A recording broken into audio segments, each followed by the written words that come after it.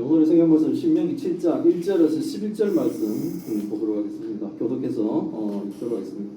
내 하나님 여호와께서 너를 인도하사 내가 가서 차지할 땅으로 들이시고 내 앞에서 여러 민족 헷 족속과 기르가스 족속과 아모리 족속과 가나안 족속과 브리스 족속과 히위 족속과 여부스 족속 곧 너보다 많고 힘이 센 7 족속을 쫓아내실 때에 내 하나님 여호와께서 그들을 내게 넘겨 내게 치게 하시리니 그때 너는 그들을 진멸할 것이라. 그들과 어떤 언약도 하지 말 것이요 그들을 불쌍히 여기지도 말 것이며 또 그들과 혼인하지도 말 것이니 내 딸을 그들의 아들에게 주지 말 것이요 그들의 딸도 내 며느리로 삼지 말 것은 그가 내 아들을 유혹하여 그가 여호와를 떠나고 다른 신들을 섬기게 하므로 여호와께서 너희에게 진노하사 갑자기 너희를 멸하실 것임이라. 오직 너희가 그들에게 행할 것은 이러하니 그들의 제단을 헐며 주상을 깨뜨리며 아세라 목상을 찍으며 조각한 우상들을 불사를 것이니라. 너는 여호와 내 하나님의 성민이라. 내 하나님 여호와께서 지상 만민 중에서 너를 자기 기업의 백성으로 택하셨나니 여호와께서 너를 기뻐하시고 너를 택하심은 너희가 다른 민족보다 수요가 많기 때문이 아니니라. 너희는 오히려 모든 민족 중에 가장 적으니라.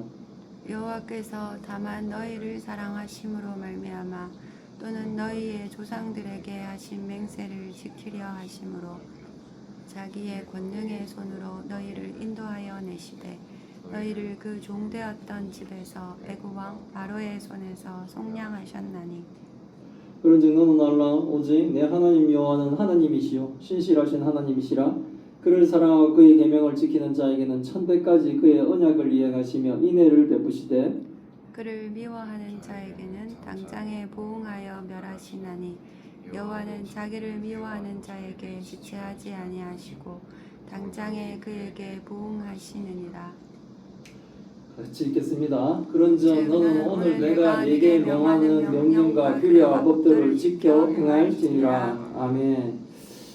오늘은 택하신 백성 언약 사랑 안에 살라라는 제목으로 말씀을 나누려고 합니다. 이스라엘 백성은 이제 광야 약속의 땅 가나안으로 오고 있습니다. 그러나 가나안 땅은 단순히 빈 땅이 아니었습니다. 그곳에는 강력한 민족들이 살고 있었고 그들은 또 우상 숭배와 타락한 문화가 가득했던 땅이 바로 가나안 땅이었습니다. 하나님께서는 이스라엘이 그 땅에 들어가면서 세상과 타협하지 말고 거룩함을 지킬 것을 명령합니다. 선한 것으로 악을 물리치시고 거룩함으로 불결한 것들을 물리쳐 나가시려고 하시는 거죠. 그래서 오늘 본문에서는 한 3가지 정도의 진리를 가르쳐주고 있습니다. 첫 번째는 거룩함은 선택이 아니라 하나님의 명령이라는 겁니다. 두 번째는 하나님의 사랑은 은혜로 주셨다는 거예요. 우리가 뭘 잘해서 받은 것이 아니라 받을 자격이 없는 자들에게 하나님이 그저 주시는 것이 하나님의 사랑입니다. 그리고 또 하나님이 어떤 분이시냐면 언약에 신실하신 분이라는 거예요. 이런 진리를 오늘 본문을 통해서 우리가 다 배우시길 바랍니다. 이제 이스라엘의 하나님의 인도하심으로 가나안 땅에 들어가게 되면 그 땅은 비어있는 땅이 아니라고 말씀드렸죠. 여러 민족이 있습니다. 헷 족속과 기르가스 족속과 아모리 족속과 가나안 족속과 브리스 족속과 히위 족속과 여부스 족속 곧 이스라엘보다 많고 숫자도 많고 힘이 센 7 족속이 그 약속의 땅에 있다는 거예요. 그러나 그들을 하나님이 쫓아내실 것이라는 거죠. 그때 하나님이 그 7 족속을 쫓아내실 때 하나님이 가나안 7 족속을 이스라엘에게 넘겨 그들을 이스라엘에 치게 하실 것인데 그때 하나님은 이스라엘이 그들을 진멸해야 할 것이다 라고 말씀을 하고 계세요. 이거 명령이에요. 그들과 어떤 언약도 맺지 말고 그들을 불쌍히 여기지도 말고 그들을 뭡니까? 진멸하라고 하죠. 그 들어가 보면 뭡니까? 노인도 있을 거예요. 갓 태어난 아기도 있을 겁니다. 하지만 하나님은 그들을 진멸하라고 하는 거예요. 이것 때문에 하나님을 악한 신이다라고 또 막 이렇게 오해하는 곡해하는 평가를 하려는 사람들도 있죠. 불신자들은 그렇게 하죠. 하지만 이것은 뭡니까? 선과 죄악의 싸움이라는 거예요. 절대 진리와 불의의 싸움이기 때문에 그렇다는 거예요. 우리도 마찬가지죠. 어떠한 연민으로도 우리가 죄를 지고는 하나님 앞에 나갈 수가 없는 거예요. 그래서 우리 능력이 안 되기 때문에 예수 그리스도가 필요한 것처럼 예수님이 십자가에서 완전히 우리의 죄를 다 갚으셨기 때문에 우리가 가능한 거예요. 그래서 이 죄악은 진멸해야 된다는 겁니다. 이것은 바로 하나님의 중요한 명령이에요. 이 가나안 전쟁은 그래서 뭡니까? 진멸 전쟁이에요. 완전히 다 없애버리는 거예요. 우리도 마찬가지예요. 우리도 죄를 지고는 하나님 앞에 한 명도 나갈 수가 없습니다. 그래서 우리는 더더욱 예수님이 필요한 거예요. 우리 안에 죄악이 있으면 우리는 하나님 나라에 들어가지 못합니다. 그래서 우리에게 우리의 죄악을 대신 진멸하신 그 예수님이 우리에게는 반드시 필요한 거예요. 그래서 예수 없이 하나님 앞에 나가겠다? 그거는 있을 수가 없는 일이에요. 예수 외에 다른 것으로 대체하고 나가겠다? 그것도 도저히 있을 수가 없는 거예요. 반드시 예수님이 우리에게는 필요하고 우리는 반드시 예수님을 통해서만 하나님 앞으로 나가는 거예요. 예수 없이 하나님을 알겠다? 그것도 있을 수가 없는 일이라는 거죠. 왜냐하면 가나안 전쟁과 이 가나안 전쟁이 진멸 전쟁인 것처럼 우리 안에 있는 모든 죄가 다 뭡니까? 없어져야 되는 거예요. 근데 우리의 능력이나 세상의 어떤 것으로도 그것은 가능하지 않다는 겁니다. 가나안 전쟁은 바로 그것을 보여주고 있는 거예요. 남겨두면 어떻게 될 것인가? 남겨두면 뭡니까? 북이스라엘 멸망하고 남유다가 멸망하듯이 그렇게 멸망해버리는 거예요. 우리도 마찬가지입니다. 예수님을 온전히 믿지 않으면 우리도 뭡니까? 결국은 우리가 타협했던 그 죄 때문에 결국 우리도 하나님의 심판을 받게 될 것이라는 거죠. 그래서 진멸의 대상인 그 가나안 사람들과는 혼인하지도 말고 이스라엘 딸을 가나안의 아들들에게 주지도 말고 또 그들의 가나안의 딸들을 며느리로 데려오지도 말라고 명령하시는 거예요. 왜 그렇게 말씀하시냐면 결혼으로 이스라엘 아론으로 들어온 가나안의 딸들이 이스라엘 아들들을 유혹하여 결국은 뭡니까? 궁극적인 그들의 목적은 뭡니까? 하나님을 떠나게 한다는 거죠. 이 사탄의 궁극적인 목적은 하나님을 사람들로부터 떠나게 하는 거예요. 그리고 영원한 심판을 받게 하는 거죠. 그들은 뭡니까? 결혼을 통해서 섞이는 순간에 우리가 전도할 것 같지만 실상은 뭡니까? 오히려 우리가 하나님을 버리고 가나안 우상들을 섬기기 때문에 그래서 결혼을 하지 마. 이방인과 결혼하지 말라고 얘기를 합니다. 여호와를 버리고 우상을 따르면 여호와께서 이스라엘에게 진노하시고 갑자기 이스라엘을 멸할 것이기 때문에 가나안 사람들과 혼인하지 말고 그 딸들을 그들에게 주지도 말고 그들을 며느리로 삼지도 말라고 해요. 그래서 성도는 뭡니까? 반드시 성도와 결혼해야 됩니다. 순교하는 마음으로 불신자와 결혼하는 사람도 있습니다. 저희 부부처럼 불신자 때 만나서 결혼하는 사람들, 이건 기적 같은 일이죠. 불신자 두 사람이 만나서 결혼하고 신자가 되고 목사가 되고 교회 사모님이 되고 하는 것은 사실 기적 같은 일이라고 생각합니다. 정말 하나님의 은혜가 너무너무나 크고 오묘한 것 같아요. 근데 신자와 불신자가 결혼하게 되면 뭐 주일마다 놀러 가자 그럴 거 아니에요. 신자와 불신자가 사귀게 되면 하나님이 싫어하는 것을 같이 하자고 막 그럴 거라. 그 사랑하는 마음에 그것을 한두 번 거절하다가 따라가게 되면 이제는 뭡니까? 그게 달콤하거든요. 그 유혹이 너무나 강렬하거든요. 그러니까 하나님 믿는 것이 오히려 고리타분하게 느껴지고 세상 따라가는 것이 너무너무 재밌거든요. 그게 바로 유혹이고 결국은 뭡니까?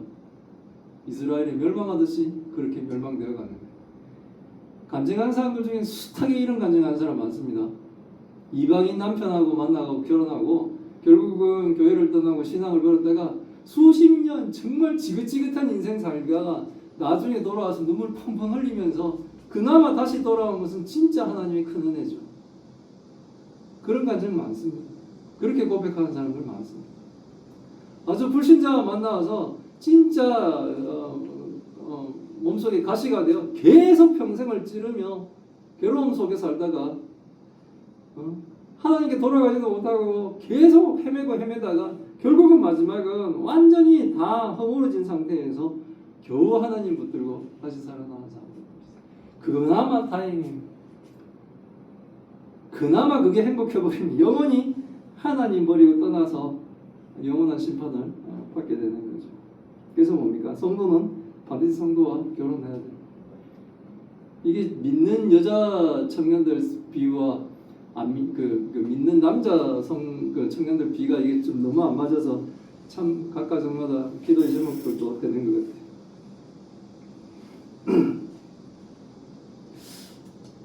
이스라엘이 가나안에 들어가게 되면 그들과 타협하여 함께 공존하는 것이 아니라 그들을 진멸하며 그들의 제단을 헐며 그들이 섬기던 주상을 깨뜨리며 아세라 목상을 찍으며 조각한 우상들을 불태워야 한다는 거예요. 가나안 족속은 하나님을 알지 못하는 이 우상을 숭배하는 민족이었습니다. 하나님께서는 그들과 타협하거나 섞이지 말라고 하시는 거예요. 이것은 단순히 이스라엘의 민족적 모혈성을 위한 것이 아니에요. 너희들은 뛰어난 민족이기 때문에 너희들은 저런 하등한 민족하고는 섞여서는 안 된다. 그런 의미가 아니라는 거죠. 이것은 이스라엘의 신앙을 지키기 위해서 그렇게 하시라는 거예요. 하나님은 인간의 연약을 누구보다도 잘 아시고 계십니다. 우상은 항상 뭡니까? 사람을 하나님으로부터 멀어지게 만드는 존재예요. 그러므로 하나님보다 우상을 더 섬기도록 한다는 거예요. 마치 하나님이 주는 것을 자기가 주는 것처럼 하는 거예요. 우리에게 주어지는 부유함을 하나님이 주시는데도 불구하고 마치 우상이 주는 거거든. 아세라 신상이 신을 저거 믿으면 내가 왠지 이 땅에서 부자가 될 거거든. 하나님 믿으면 왠지 지긋지긋한 가난에서 할 것 같은데 왠지 저거 믿으면 저거 하면 좋을 것처럼 자꾸 세상은 유혹을 하는 거예요. 그래서 하나님보다 더 우상을 섬기도록 합니다. 오늘날 우리는 세상 속에서 살죠. 예수님은 우리에게서 세상에서 나오라라고 하신 것이 아니라 그 세상 속에서 살 수밖에 없는 우리가 세상 속에서도 거룩하게 살라고 말씀하고 계세요. 그러나 문제는 세상이 오히려 교회 안으로 들어오면서 교회를 오염시키는 거죠. 돈이 하나님보다 중요해질 때, 성공이 하나님보다 우선시될 때, 또 세상의 가치관이 말씀보다 강해질 때 우리는 이미 뭡니까? 가나안 족속과 타협한 상태라는 거죠. 거룩함은 완벽함이 아닙니다. 거룩함은 하나님께 속해 있는 삶을 얘기하는 거예요. 하나님께서 사용하시도록 우리를 세상과 구별시키는 거예요. 세상은 저렇게 혼탁하게 가지만 거기서 뭡니까? 우리는 하나님을 믿는 삶으로 거룩하게 지켜가야 됩니다. 세상은 다 이 정도는 속여도 된다고 하지만 우리는 하나님을 믿음으로 정직하게 우리는 세상을 살아가야 된다는 거예요. 그것 때문에 보상을 받는다고 기대하는 것도 그것도 뭡니까? 결국은 타협인 거예요. 우리는 보상 때문에 하나님의 거룩함을 지켜나가는 게 아니에요. 우리는 오히려 하나님과 동행하며 그 거룩함을 지키는 것으로 세상에서는 뭡니까? 손해볼 수가 있어요. 저 타락한 세상 속에서 거룩함을 지키는데 손해볼 수 있는 것이 바로 당연하겠죠. 손해를 볼 수밖에 없어요. 그 과정에서도 하나님이 지켜주시는 그 역사를 우리는 경험하며 하나님을 더욱더 믿으며 가겠지만 우리가 누구를 돕는다면 내가 이걸 도우면 이게 100배로 다시 돌아올 거야. 그 기대는 뭡니까? 그건 세상적인 유혹이고 타협인 거예요. 그 우상 스님은 그런 거 많아져. 네가 선을 베풀면 그게 이렇게 반드시 보응할 것이다. 뭐 내 때 안 되면 내 자식 때라도 보응할 것이다. 이게 우상 섬기는 사람들의 기본적인 생각. 그러니 뭡니까? 많이 바칠 수가 있죠. 왜? 투자한 만큼 더 크게 돌아올 거를 기대하니까. 근데 하나님을 믿으면 그렇지 않습니다. 하나님은 벌써 미리 우리에게 주셨어요. 복을 받은 자만이 그 선을 행할 수가 있다는 거예요. 이게 우상 섬기는 거하고 하나님 믿는 거하고는 완전히 큰 차이가 나는 거예요. 이게 바로 구별되는 삶인 거예요. 그렇기 때문에 누굴 돕기 위해서 내 걸 내놨으면 이게 푹 떠나가듯이 나간 상태에서 끝날 수가 있는 거예요. 근데 이게 더 크게 올 것이라고 기대했는데 안 오니까 뭡니까? 섭섭해지는 거예요. 누구한테? 하나님한테 섭섭한 거예요. 내가 이렇게 선을 베푸는데 하나님이 가만히 계시는 거예요. 착각하지 않으시길 바랍니다. 우리는 더욱더 구별된 삶으로 하나님의 법도대로 온전하게 살아가야 되는 거예요. 성도이기 때문에 겪어야 될 그 고난을 반드시 겪으면서 우리는 그렇게 살아야 된다는 거예요. 성도는 세상 속에 살지만 세상에 속한 사람이 아님을 아셔야 됩니다. 성도는 하나님께 속한 사람임을 우리가 분명히 아시길 바랍니다. 이스라엘은 자신의 정체성을 알아야 돼요. 내가 이스라엘은 과연 우리가 어떤 존재인가를 알아야 돼요. 그것은 이스라엘은 바로 뭡니까? 하나님의 성민, 즉 하나님이 택하신 거룩한 백성이라는 겁니다. 하나님 여호와께서 지상 만민 중에 이스라엘을 자기 백성으로 그 많은 민족 중에 이스라엘을 택했어요. 그 많은 사람 중에 저를 구원하셨어요. 그것을 알아야 돼요. 우리도 하나님이 세상의 만민 가운데 예수님의 피값으로 우리를 속량하시고 우리를 택하셔 우리를 구원하신 것을 분명히 아셔야 돼요. 우리 구원하지 않는다고 해서 하나님의 나라가 무너지지는 않습니다. 그럼에도 불구하고 우리를 구원해 주셨어요. 그리고 하나님의 일에 우리를, 하나님의 기업에 우리를 동참시켜 주시는, 그게 바로 은혜라는 거예요. 오늘 본문의 핵심일 수도 있는 게 7, 8절입니다. 이스라엘이 선택받은 이유는 그들이 강해서가 또 그들이 부자기 때문에 그런 것도 아니라는 겁니다. 그들이 의로워서 선택한 것도 아니라는 거예요. 다른 민족보다 의롭구나, 내가 너희를 선택해야지. 너희가 다른 민족보다 강하구나, 내가 너를 선택해야 되겠다.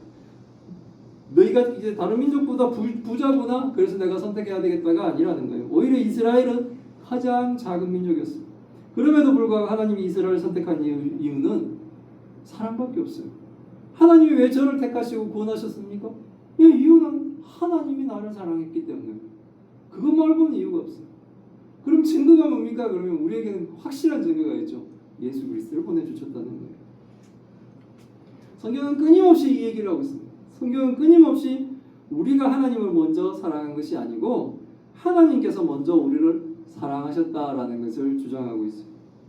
이스라엘이 애굽에서 노예했을 때 하나님은 그들을 구원하셨습니다. 그들이 구원받을 수 있는 자격이 있었던 것이 아니라 그들이 충분히 구원받을 자격이 있었기 때문이 아니라 구원받은 이유는 오직 하나님의 은혜였습니다. 그래서 우리의 구원과도 마찬가지입니다. 우리의 구원도 오직 하나님의 은혜지 내가 구원받을 만한 충분한 이유를 갖고 있어서 구원받은 것이 아니라는 거예요.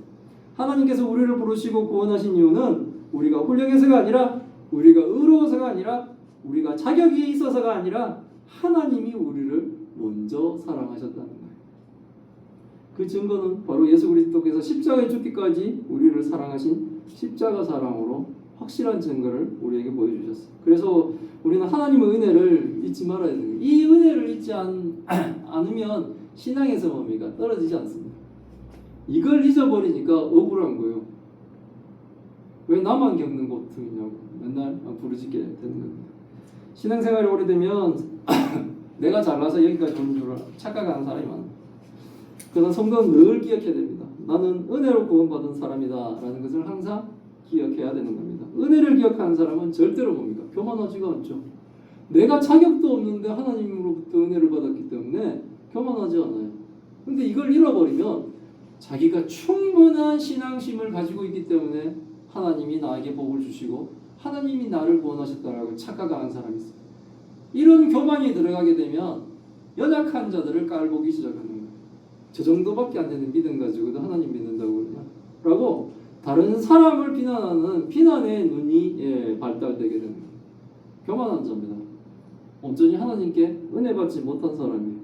하나님께 은혜를 받은 사람은 절대로 그런 교만을 부리지가 않는다는 거예요. 은혜를 기억하는 사람들은 오히려 뭡니까? 감사를 하죠. 오직 뭡니까? 하나님께 감사하는 마음, 하나님께 받은 사랑을 이제는 뭡니까? 다른 사람에게도 충분히 베풀 수 있는 아량이 생길 수 있게 된다는 거예요. 은혜를 기억하는 사람만이 뭡니까? 결국 다른 사람을 품을 수 있는 거예요. 그래서 사랑 많이 받은 사람이 사랑을 베풀 수도 있는 겁니다. 그리고 우리 서로가 사랑을 많이 베풀어 줘야 돼요. 그래야지 그 사람도 받으면 그 사랑을 많이 받았기 때문에 다른 사람에게도 베풀 수가 있는 거예요. 안 그러면 뭡니까? 인색해지는 거죠. 본문 구절은 신명기 구절의 핵심 구절 가운데 하나가 돼요. 그는 하나님이시요 신실하신 하나님이시라. 하나님은 신실하신 분입니다. 사람은 변하죠. 환경도 변하고 우리의 마음도 변합니다. 그러나 신실하신 하나님은 변하지 않으신다는 거예요. 하나님은 아브라함에게 약속하셨어요. 내가 저 모래 바닷가의 모래처럼 하늘의 별처럼 너희 후손을 너에게 주겠다라고 했어요. 이삭도 없을 때. 하지만 수백 년이 지나도 하나님 그 약속을 잊지 않으셨습니다. 그래서 애굽에서 종살이 하던 백성을 하나님은 구원해내셨습니다. 왜? 다른 민족 택해도 되지 않습니까? 애굽에서 종살이 하는 뭐 그런 대로 살아라. 그러면 뭡니까? 다른 민족 택해서 다시 하셔도 되지 않습니까? 하지만 하나님은 아브라함과 하신 그 약속을 하나님은 신실하게 지키시는 분이에요. 그리고 그리고 하나님은 광야에서도 그 하나님의 약속을 신실하게 지키시며 그들은 비록 하나님을 거역하고 하나님을 믿지 않으므로 하나님의 그 뭡니까 징계를 받았지만 그 광야에서도 하나님은 신실하게 그들을 보호하셨습니다. 이제 이들을 가나안까지 인도해 오셨어요. 하나님은 오늘도 신실하게 우리에게 행하시는 그 신실하신 하나님을 우리가 믿으시길 바랍니다. 아멘. 예, 우리가 힘들 때 기도응답이 없는 것처럼 보일 때 하나님이 침묵하고 계실 때 그때 느낄 때가 많죠. 그러나 하나님은 뭡니까? 약속을 잊으시는 분이 아니십니다. 성도는 환경이 아니라 약속을 붙들고 살아야 한다는 것을 우리는 분명히 아시길 바랍니다. 아멘. 예. 하나님은 하나님을 사랑하라고 그 계명을 지키는 자에게 계속 이 얘기는 반복이죠. 하나님을 계명을 지킨다는 것은 뭐냐면 하나님을 사랑한다는 거예요. 나는 하나님을 사랑합니다, 사랑합니다 그러는데 말로만 막 그러고 계속 뭡니까? 성도가 불신자와 똑같이 살고 있으면 그거는 뭡니까? 사랑하는 것이 아니죠. 사랑한다는 그것이 드러나는 것은 하나님의 법을 지키는 거예요. 하나님의 계명을 지키는 자예요. 그런 자에게는 천대까지 하나님이 뭡니까? 언약을 이행하시며 인애를 베푸신다. 그분이 바로 우리가 믿는 하나님이신 거예요. 그러나 공의의 하나님은 하나님을 사랑하는 자에게는 천대까지 인애를 베풀어 가시지만 하나님을 미워하는 자에게는 당장 보응하시며 멸하시는 분이시며 하나님을 미워하는 자들에게는 지체하지 않으시고 당장 갚으시는 분이심을 또 알아야 돼요. 하나님은 사랑의 하나님이라서 무조건 용서할 것 같지만 하나님은 또 공의의 하나님이시기 때문에 법대로 처분하시는 분이신 거예요. 그래서 뭡니까? 사랑의 하나님이면서 동시에 공의의 하나님이기 때문에 예수님이 십자가에서 죽을 수밖에 없었던 거예요. 하나님께 대한 성도의 참된 사랑은 계명을 지키는 것 이런 것들이 결국은 한마디로 다 얘기하면 그게 바로 순종인 겁니다. 순종으로 나타나게 돼요. 예수님께서 말씀하셨어요. 너희가 나를 사랑하면 나의 계명을 지키리라. 계속 반복되죠. 구약이나 신약에 똑같은 말씀이 계속 반복되고 있는 거예요. 성도의 믿음은 그래서 뭡니까? 우리 삶으로 증명되는 겁니다. 가끔 어떤 이런 분들이 만난 적이 있어요. 뭐 이렇게 직장이나 이런 데서 만났는데 보면 자기 입으로 코람데오 하나님 앞에서거든. 나는 코람데오 인생을 산다 그러면 나는 누가 보든 안 보든 열심히 일합니다 하고 막 이렇게 얘기하는 사람이 있어요. 근데 그 얘기는 누가 해야 되냐면 자기 입으로 얘기하는 게 아니라 다른 사람이 얘기해 줘야 되는 거예요. 다른 사람이 보면서 그 사람은 정말 하나님 앞에서 일하듯이 누가 있으나 없으나 열심히 일하더라고 다른 사람이 평가하는데 자기 입으로 나는 하나님 믿는 사람인데 나는 코람데오로 일을 합니다 하고 근데 실컷 그렇게 얘기해놓고 그렇게 일 안 해요. 그러면 뭐냐면 오히려 하나님을 엿보이는 거예요. 자기는 막 입으로는 막 코람데오 하는데 전혀 그런 사람들을 살지 않더라는 거죠. 결국은 뭡니까? 순종으로 삶으로 저 사람이 성도라는 것은 입으로 내가 하나님 믿습니다가 아니라 그 사람의 삶을 보니 저 사람은 정말 하나님을 믿는 사람이고 저 사람 삶을 보니 진짜 하나님이 살아 계시구나라는 것이 믿어지게끔 만들어진 그런 삶이 바로 성도의 삶인 겁니다. 오늘 본문은 한 3가지 정도의 메시지를 주고 있습니다. 첫 번째는 거룩함을 지키라는 겁니다. 성도는 세상과 타협하지 말아야 됩니다. 가나안에 들어가 그들과 타협하지 말듯이 세상과 타협하지 말고 하나님께 속한 백성으로 성도는 온전히 살아가야 됩니다. 거룩함을 지켜야 됩니다. 모든 사람들이 악을 행하려고 할 때 집단적으로 악을 행하려고 할 때도 저것을 그들과 거슬리게 되면 내가 불이익이 올지라도 거룩하게 뭡니다. 성도의 삶을 지키는 거예요. 그것 때문에 하나님 때문에 핍박받는다? 예. 그 성도가 온전한 성도가였다는 것을 증명하는 것이라는 거예요. 그래서 성도는 거룩함을 지켜야 됩니다. 그리고 성도는 은혜를 기억해야 됩니다. 우리가 여기까지 온 것 이것은 뭡니까? 하나님의 은혜가 하나님의 사랑 때문임을 알아야 돼요. 내 공로가 하나도 없더라는 거죠. 내가 이렇게 살고 있는 것이 내 공로는 하나도 없고 오직 하나님의 은혜로 이렇게 살았구나라는 것을 고백할 줄 알아야 돼요. 하나님 안 믿는 사람하고 믿는 사람의 아주 차이가 바로 여기서 나타납니다. 하나님을 믿는 사람은 하나님 은혜라고 얘기해요. 그러니 교만하지가 않죠. 근데 뭡니까? 불신자는 내가 잘나서 왔다고 생각해요. 그러니 하나님이 눈에 들어오겠습니까? 내가 잘났고 내 능력이 뛰어나고 내가 최고니까 하나님이 그 틈에 들어갈 때가 있겠어요? 근데 뭡니까? 세상이 그렇게 만만할까요? 절대 그렇지 않습니다. 언약의 하나님을 신뢰하시기 바랍니다. 하나님은 오늘도 약속을 이루시는 신실한 분이심을 믿으시길 바랍니다. 예수 그리스도를 믿는 자를 하나님은 구원하신다. 영원히 내가 너와 함께 하신다고 그랬습니다. 그 하나님의 은혜를 믿으시길 바랍니다. 하나님의 계명을 지키는 자에게 하나님이 그 언약을 준행하시고 천대까지 복을 주신다고 하신 그 복을 우리는 뭡니까? 하나님의 약속의 말씀을 붙드는 거예요. 그래서 저도 맨날 기도할 때마다 주 예수 그리스도를 믿어라. 그리하면 너와 내 집이 구원을 받으리라는 그 말씀을 항상 붙들고 해내며 기도하고 있습니다. 주변에 믿지 않는 사람들 기도할 때마다 주변에 친지들, 이웃들, 가족들 기도할 때마다 그 말씀을 붙들고 기도하고 있어요.